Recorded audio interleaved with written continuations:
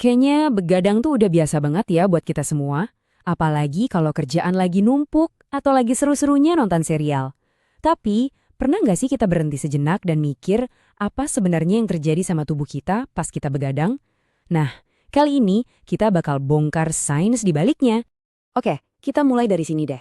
Coba bayangin kalau tubuh kita itu punya semacam kartu memori. Kartu ini nyimpen semua data kebiasaan kita. Kapan kita tidur, kapan kita bangun, kapan kita makan, semuanya otomatis. Kedengarannya emang kayak di film-film fiksi ilmiah ya. Tapi percaya deh, ini sebenarnya dekat banget sama cara kerja tubuh kita. Sekarang kita masuk ke bagian pertama, jam internal tubuh. Anggap aja ini tuh kayak sistem operasinya tubuh kita.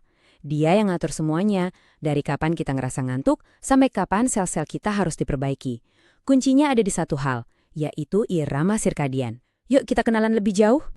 Nah, inilah dia yang namanya irama sirkadian. Ini tuh program bawaan di tubuh kita, persis kayak kartu memori tadi. Dia inget semua pola harian kita.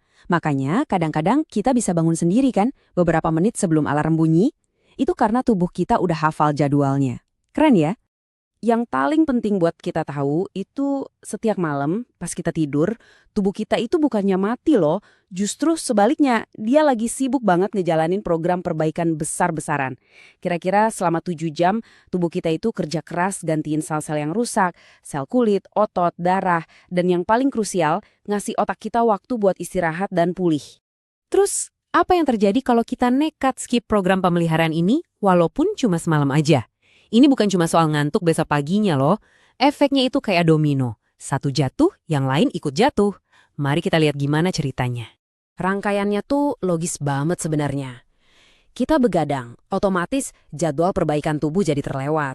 Hasilnya, sel-sel rusak yang harusnya dibuang dan diganti malah numpuk jadi sampah. Nah, tubuh kita itu pintar. Dia langsung kirim sinyal darurat. Sinyal itulah yang kita rasain sebagai rasa kantuk. Itu tuh cara otak kita teriak, "Woi, saya butuh istirahat sekarang buat bersih-bersih." Mungkin kalau cuma semalam begadang nggak terlalu berasa ya. Tapi kalau ini jadi kebiasaan, nah disinilah kita mulai numpuk yang namanya utang tidur. Dan ini bukan utang biasa, ini utang yang nantinya ditagih sama tubuh kita dalam bentuk kerusakan yang serius dan menyebar kemana-mana. Siapa yang pertama kali kena tagihannya? Yup, organ paling vital kita. Jantung. Jantung kita kan kerja non-stop, 24 jam sehari. Waktu malam itu satu-satunya kesempatan dia buat servis, buat gantiin sel-selnya yang udah capek biar besok bisa kerja optimal lagi. Jadi, apa yang terjadi? Gini, kalau kita kurang tidur, sel-sel jantung itu dipaksa kerja rodi tanpa ada waktu buat ganti shift atau perbaikan. Akibatnya, wah serius ini, risiko lemak numpuk di pembuluh darah jadi naik, tekanan darah bisa meroket, dan kalau dibiarin terus-menerus, ujung-ujungnya bisa gagal jantung. Ini bukan nakut-nakutin ya, ini beneran konsekuensi biologisnya. Oke, dari jantung kita pindah ke pusat komando kita, otak. Sepanjang hari, otak kita tuh kerja keras banget, dan itu menghasilkan banyak panas metabolik. Nah, malam hari itu waktu krusial buat mendinginkan mesin super canggih ini. Analogi ini pas banget deh. Coba bayangin komputer canggih tapi nggak punya kipas pendingin. Dipakai terus-terusan pasti bakal overheat dan rusak kan? Nah, otak kita juga gitu. Dia butuh tidur buat mendinginkan diri, biar bisa memproses semua informasi dengan benar keesokan harinya. Kalau proses pendinginan ini gagal terus-terusan, akibatnya ngeri. Jaringan otak bisa mulai mati, yang artinya resiko stroke meningkat drastis. Nggak cuma itu, kadar serotonin, hormon yang ngatur mood kita, jadi berantakan. Makanya kan kalau kurang tidur kita jadi gampang marah, cemas, atau susah fokus. Itu semua ada penjelasannya.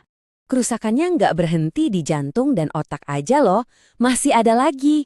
Sekarang kita lihat gimana sistem penyaringan racun dan unit terkecil kehidupan kita, yaitu sel, ikut jadi korban. Gini deh mikirnya. Pas kita melek, energi tubuh kita kan kepake buat macem-macem. Tapi pas tidur, energi itu bisa difokuskan buat tugas-tugas penting, kayak bersih-bersih racun di ginjal.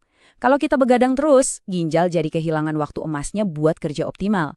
Dan yang lebih serem lagi, tumpukan sel-sel rusak di seluruh tubuh bisa bikin sistem imun kita bingung. Sel rusak itu bisa dianggap benda asing, yang dalam skenario terburuk bisa meningkatkan risiko kanker. Oke, kita udah ngomongin semua yang serem-serem. Sekarang kita balik ke sisi yang lain. Tidur yang bener itu sebenarnya kayak gimana sih? Di bagian ini kita bakal coba pecahin kode mimpi dan ngertiin sains di balik tidur kita.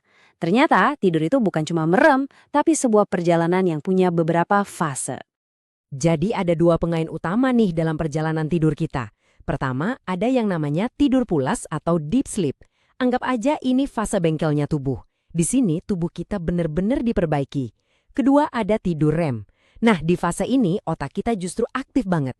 Disinilah kita mimpi, yang seringkali isinya itu cerminan dari pikiran dan kekhawatiran kita sehari-hari. Dua-duanya ini super penting, dan idealnya kita bisa lewatin 4-5 siklus ini setiap malam. Pernah nggak sih ngerasa udah bangun, tapi badan nggak bisa gerak sama sekali?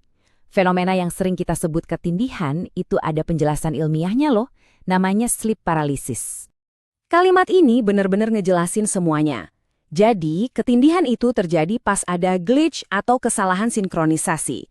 Otak kita keburu bangun, tapi sinyal buat ngebangunin otot-otot kita telat dikirim karena tubuh masih dalam mode perbaikan. Hasilnya, kita sadar tapi badan kita serasa lumpuh sementara. Emang nakutin, tapi ini murni fenomena biologis kok. Eits, tapi jangan panik dulu. Kabar baiknya, semua ini bisa kita perbaiki. Tubuh kita itu hebat banget loh dalam beradaptasi. Jadi, yuk kita bahas beberapa langkah praktis buat ngeriset jam internal kita dan dapetin lagi kualitas tidur yang seharusnya. Tips-tips ini kelihatannya sepele, tapi ngaruhnya luar biasa. Pertama, matiin lampu. Gelap itu ngasih sinyal ke otak kita kalau udah waktunya istirahat. Bahkan cahaya kecil dari layar HP aja bisa ngeganggu loh.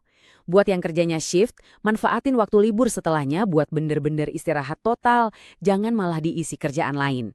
Intinya, prioritaskan istirahat. Jadi berapa sih angka keramatnya?